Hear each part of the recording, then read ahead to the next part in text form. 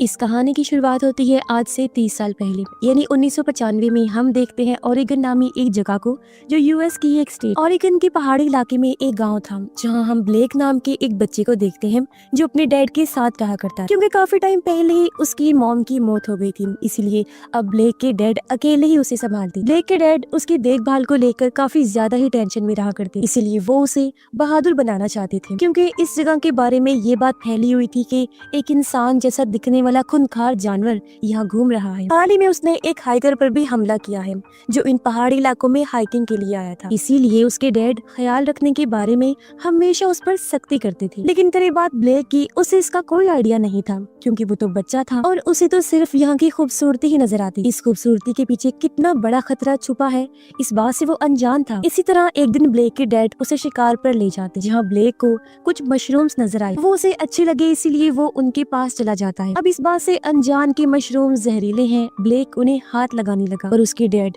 जो ये बात जानती थी वो फौरन उसे रोक देते हैं। वो फिर उसे डिटेल से बताते हैं कि ये मशरूम जहरीले हैं, तो फिर से इन्हें हाथ लगाने की कोशिश मत करना और इस तरह के खतरों से दूर रहना। लेकिन ब्लेक, जिसे ये बातें समझ नहीं आ रही थी, वो तो बस यहाँ की खूबसूरती में खोया हुआ था। तब डैड उसे डांटते हुए कहते हैं कि अक्ल से काम लो, भले ही ये जगह बहुत खूबसूरत है, लेकिन यहाँ कितने खतरे छुपे हो सकते हैं तुम्हें अंदाजा भी नहीं, इसलिए ध्यान रखो। तब एक हिरन इनके सामने आ जाता है, इसलिए डैड उसका शिकार करने के लिए निशाना बना लेते हैं, पर अचानक हिरन वहाँ से भाग जाता है। अब इधर डैड का ध्यान तो हिरन की तरफ ही था, जबकि ब्लेक भाग जाता है। वो गन लेकर दूसरी तरफ भाग रहा था, क्योंकि उसे लग रहा था कि मैं वहाँ से हिरन का शिकार कर लूंगा। लेकिन स्कोप में उसे हिरन तो दिखाई नहीं देता, पर एक आदमी जैसा दिखने वाला जानवर दिख जाता है जो पूरी तरह गुर्रा रहा था और उसकी भयानक आवाजें पूरे जंगल में गूंज रही थी, जिससे ब्लेक बुरी तरह डर जाता है। और तभी डैड आकर उसे पकड़ लेते हैं।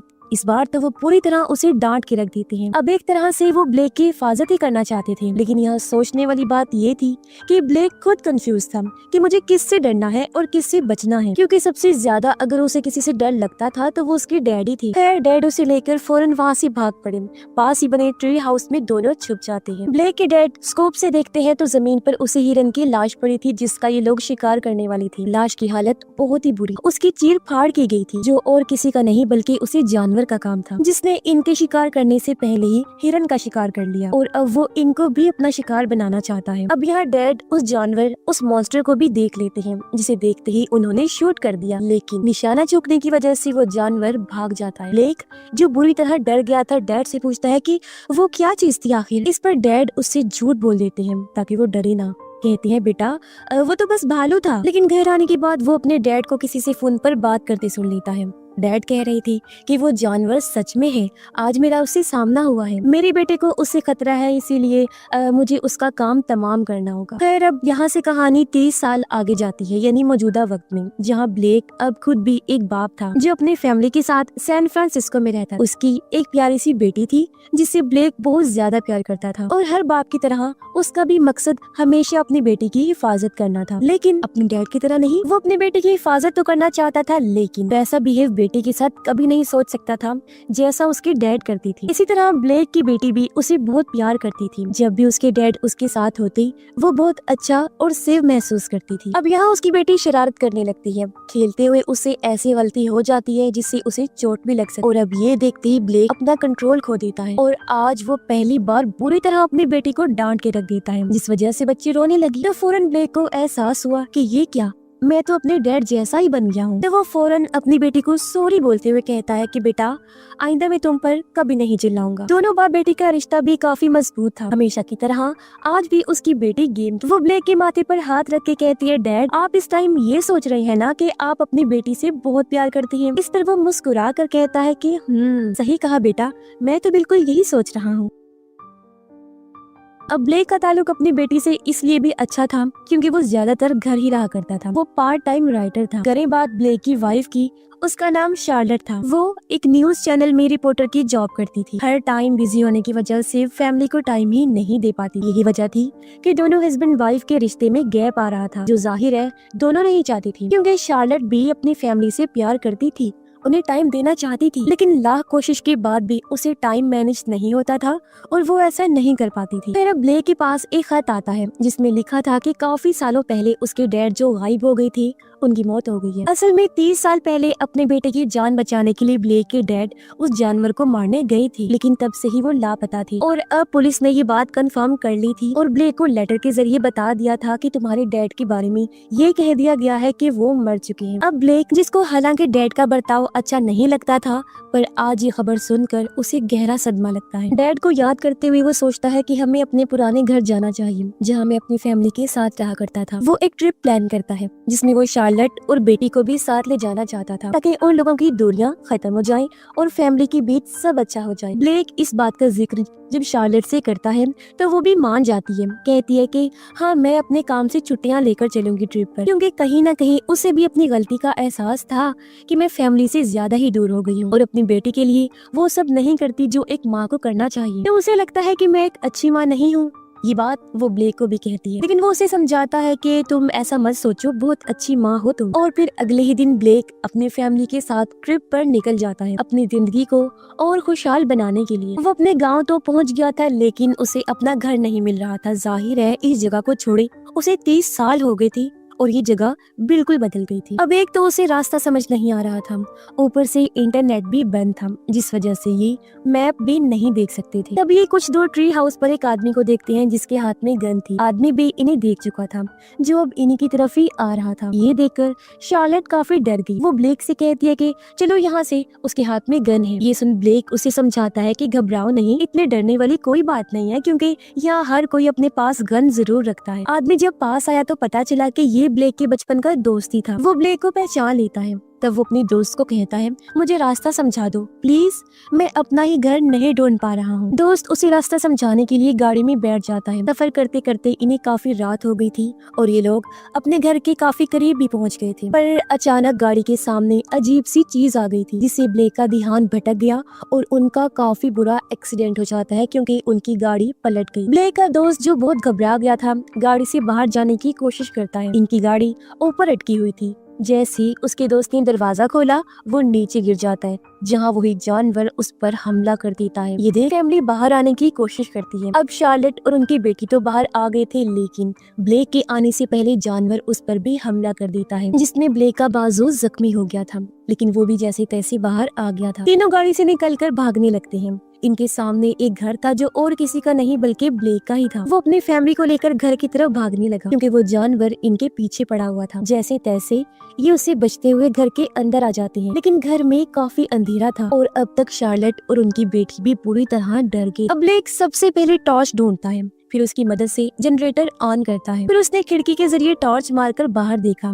तब उसे पता चला कि जानवर यहाँ से जा चुका है। कुछ देर बाद शार्लेट उसे कहती है कि मैं काफी कंफ्यूज हूँ, समझ नहीं आ रही कि वो क्या था। इस पर ब्लेक कहता है, मैं भी हैरान हूँ कि वो क्या है, मैंने भी ऐसी चीज पहली बार देखी है। अब वो जानवर है या पता नहीं क्या है, कुछ समझ नहीं आ रहा। शार्लेट कहती है कि हम अकेले उस चीज का सामना नहीं कर सकती, हमें तो पता भी नहीं कि वो किस कदर खतरनाक हो सकता है, इसीलिए हमें बाहर राब्ता करके मदद मंगवानी चाहिए। तभी ब्लेक को पास पड़े अपने डैड का रेडियो देखकर आइडिया आता है। वो इसकी फ्रीक्वेंसी को सेट करके मदद मंगवाने का सोचते हैं, लेकिन फ्रीक्वेंसी मैच नहीं होती और बाहर इनका राब्ता नहीं हो पाता।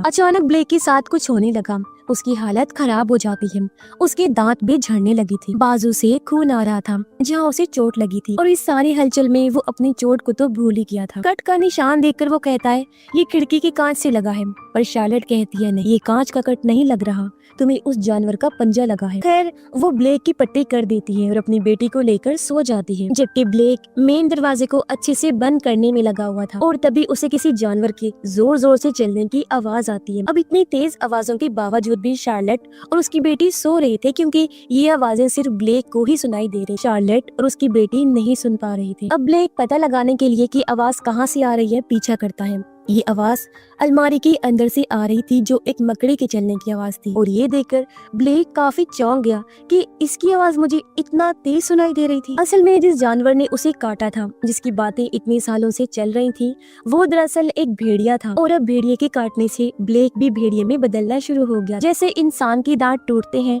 कि नए दांत आएंगे, इसी तरह उसके भी दांत झड़ रहे क्योंकि उसकी जगह नए भेड़िए वाले दांत आ रहे थे। उसकी सुनने की सलाहियत भी काफी बढ़ गई थी। जाहिर है ये चीजें जो उसके लिए काफी अजीब और डरावनी थी। एक टाइम में तो उसे ऐसा लगा जैसे मेरा दिमाग ही फट जाएगा, पर जैसे तैसे उसने खुद को संभाला और अब वो अपनी इस खूबी का फायदा उठाता है। ब्लेक भेड़िए की आवाज सुन लेता है जो घर के बाहर से आ रही, क्योंकि वो आस पास ही था, और उसकी आवाजें सुनकर शार्लेट भी उठ गई। ब्लेक तो आवाज सुनने के लिए दरवाजे पर ही कान लगा के खड़ा हो गया, जिसके अगले ही पल भेड़िया नीचे से दरवाजे को तोड़कर ब्लेक का पैर पकड़कर उसे घसीटने लगता है। ये देखकर शार्लेट बहुत घबरा गई, लेकिन अपने हस्बैंड को मुसीबत में देखकर वो कुल्हाड़ी लेती है और भेड़िए को डराकर भगा देती है। अब ब्लेक इस भेड़िए से तो बच गया था, लेकिन भेड़िए के वायरस की वजह से जो वो खुद भेड़िया बन रहा था, उसका प्रोसेस अब तेजी से बढ़ने लगा और अब तो उसे नॉर्मल आवाज भी अजीब और डरावनी होकर सुनाई दे रही, इसलिए वो कुछ भी समझ नहीं पा रहा था। और तो और अब इंसानों की तरह बोलने की ताकत भी उसकी जा चुकी। उसकी हालत देखकर शार्लेट समझ गई थी कि ये भेड़िए का इन्फेक्शन है। खुद ब्लेक को भी एहसास हो गया था कि अब मैं नहीं बचने वाली। डर की वजह से उसका टॉयलेट निकल जाता है।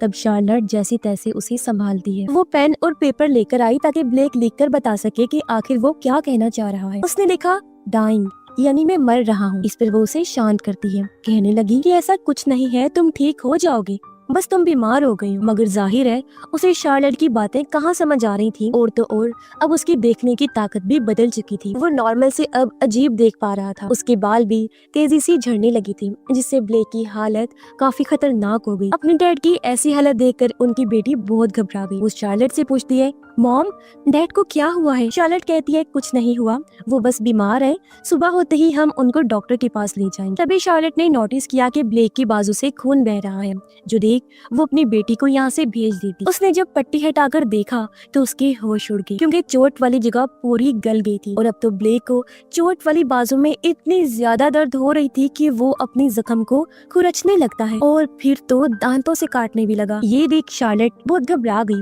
उसे एहसास हो गया था कि कल सुबह तक हमारे पास टाइम नहीं है। अगर टाइम रहते ब्लेक को इलाज ना मिला तो मैं अपने हस्बैंड को हमेशा के लिए खो दूं। तभी शार्लेट की नजर बाहर खड़ी गाड़ी पर गई, तो अब वो यहाँ काफी बड़ा रिस्क लेती है। जैसे तैसे वो अपनी फैमिली को गाड़ी में बिठाती है और उनको लेकर निकलने लगी, पर तभी वो भेड़िया उनकी गाड़ी पर चढ़ जाता है। ये देख वो लोग फौरन गाड़ी से उतरकर भागने लगते हैं। पास ही में एक ग्रीन हाउस था, तब भेड़िए से बचने के लिए वो ग्रीन हाउस के ऊपर चढ़ जाते हैं, जबकि भेड़िया उसके अंदर आकर ग्रीन हाउस की छत को फाड़ने लगता है। अब एक सुराग से उनकी बेटी नीचे गिरने वाली थी, लेकिन जैसे तैसे शार्लेट बाल बाल उसे बचा लेती है। अब क्योंकि ये जगह उनके लिए महफूज नहीं थी, इसलिए ब्लेक शार्लेट को इशारा करता है कि तुम बेटी को लेकर घर की तरफ जाओ, जबकि खुद वो भेड़िए का ध्यान अपनी तरफ करके उसे दूसरी साइड पर ले जाता है। और इस चीज का फायदा उठाकर शार्लेट अपनी बेटी को लेकर घर के अंदर पहुंच जाती है।